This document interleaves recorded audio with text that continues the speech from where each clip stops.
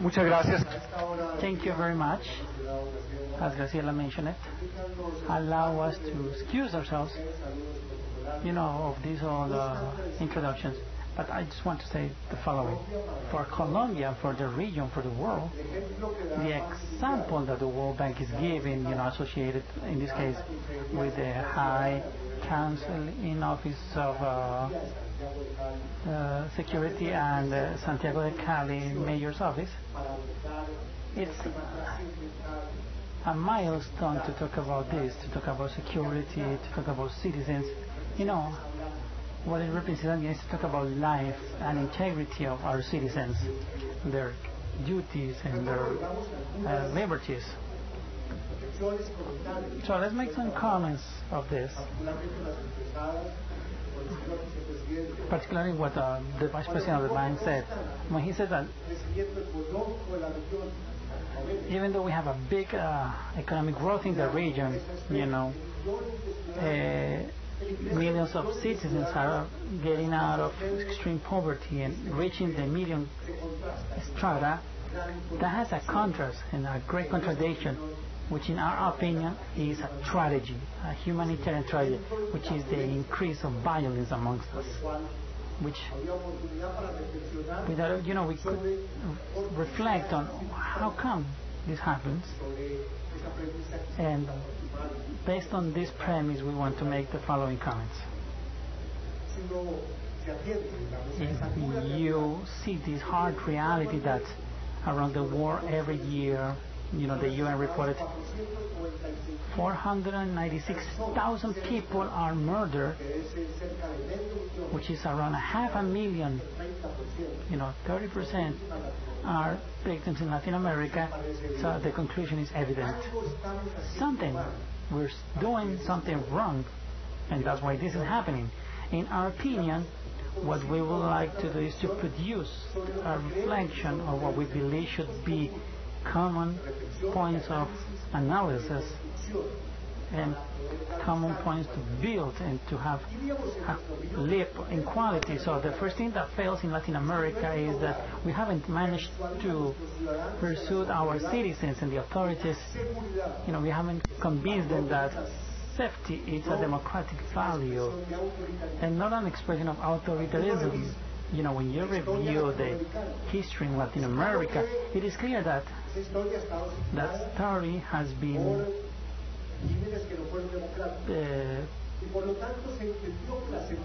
based on regimes that were not democratic, and so security was seen as part of this. So now, the public policy of security, we wanted to really reach each of the citizens so that they feel empowered of what security is, as a democratic right. I will also reiterate that we have done something that is imperfect in Latin America, and is that a few years ago we started linking security with living amongst them, and in recent years we saw that security was an end, and that was enough. And the truth is that we didn't acknowledge that the spirit of the policy of security, which is to generate conditions for people to live peacefully among them, so that the conflict is based in ideas, in public debate, and in policy, and not based in the idea of arms, bearing arms, and permanent aggression. So you could say that the public policy of security, when you review the region, they are far from what they should be. Why do I say this? Because now, after this exercise, well, not in the police, after 36 years being part of the Colombian police force, during this year, that I have been visiting all these countries about the region, I have found many differences. There are still public policies that are based on the visions of national security, or that are based on the visions of security of the state, but are far away from identifying that the center of this policy should be the citizens, and that the only reason of that policy is to ensure the life, the integrity, and the rights of those citizens. A public policy that, as the mayor was saying it this morning, it started from a wrong premise in the region for many different reasons, which we're not going to go deeper now. But, you know, the politics in Latin America, they justified the violence as a natural expression of poverty. Big mistake. The truth is that there are still, you know, in the conscience of some leaders in the region, that only when the poverty is overcome we're going to have results on security, and that's a false paradigm. This has to be the key point to eliminate that paradigm, to start from the real paradigm. It's not the poverty, the one that reflects naturally or is explained from violence. It's the lack of opportunities what really opens the path for violence in the world of crime. A world without opportunities, you know, a public policy that does not understand about opportunities is contributing to this deterioration in the region. A public policy that showed our leaders, our president, that when we have scarce resources in terms of budget, there was sort of a dilemma. Either we invest in the social or we invest in the security. And that false dilemma, in our opinion, what created was conditions for the social investment without a real base would ruin those efforts. Today it seems like all the governments of the region are acknowledging, as they did, as the Romans did, acknowledging that the first law of the republic is security. Without security it's impossible to build a democracy. Without it it's impossible to have liberties, and without it it's impossible to generate prosperity for our people. Public policies of security that managed in the last years to produce a divergence between prevention of crime and policies of control and repression of the crime. It seems like there were antagonic formulations, you know, that if we prevent socially, that was incompatible with a policy that really neutralized and control. You could say that the great challenge, you know, starting from this meeting of many experts, they're going to teach us, or they're going to tell us about success and failure lessons, and the idea is to align the public policy so that we don't have these issues, and we don't understand this policy of prevention is going in a different lane that is not aligned with the real policy of citizen security. So when you review these policies in the region, you find that there are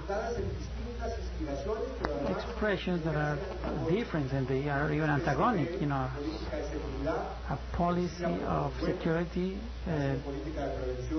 working in terms of prevention, and another one that is executed by the repressors. So we forget that the security is the result of a chain, a value chain with four very important, which are control, prevention, judicialization. So it's an integral vision. And sometimes one of them appears to be empty. Saying that, we could say that this policy has given birth to a crisis in the region, in which, you know, out of the 32 countries of the hemisphere, we can say that in very few of them we have professional policemen. And today I could say that a challenge that we have is to look over the police that we need in Latin America in terms of their professionalism, in terms of their training, their preparation, in terms of the logic behind the way they act. Now that the police forces in the region are as isometric. We find police forces that have military doctrines, convinced that, wrongly convinced that those societies, those authorities, those states, that what ensures the good performance of the police is to go with the formula of the hard hand, the hard fist. So now is the time to abolish this term of the hard fist in the police forces, because in them the center of gravity for them to grow is that nowadays the policeman has to be acknowledged as a bridge in solving conflicts and not a mechanic agent that makes you abide by the law. A reform in police force in Latin America means creating policies that really ensure the good behavior of these police forces. Police forces more than ever need civil laws, but with preparation, with expertise, and without improvisation. Let me mention, when you do a summary in the region, you identify the key civil servants that are the ones that should guide the police, and you find great surprises. You find people that come from veterinarians. I'm sorry for the term, but they were never in the civil law or civil servants, and you find a veterinarian being the director of security in a municipality or the police force. So that's dramatic, public security that really allows the police forces to be guided based on democratic values, and constructing the new democratic expression that we are living in the era of representative democracies and the participative democracies, so we can mobilize citizens for this. So, because of time, I know they're very close to ring the bell. I would say the following: the great opportunity that we have today from Colombia, from Cali, with this community of nations that are here represented, and particularly, with our commitment that we're representing the different levels of society, what it means is that the time has come to abolish the old paradigm that crime is dealt with just by applying the law with judges, prosecutors, and policemen. No, there's the time now to, based on a commitment, to move the citizens, to move the people to really organize and close the doors to crime. Let me finish by saying that to this tragedy of which is homicide that has growth, we have in the region the extortion, and you could say that the thousands or the millions of citizens that are victims of this crime, if they wanted to go to the authorities and denounce, if they would do it, they would collapse any state system. So what we would be doing is multiplying the mistrust of the citizen in the capabilities of the state to deal with this.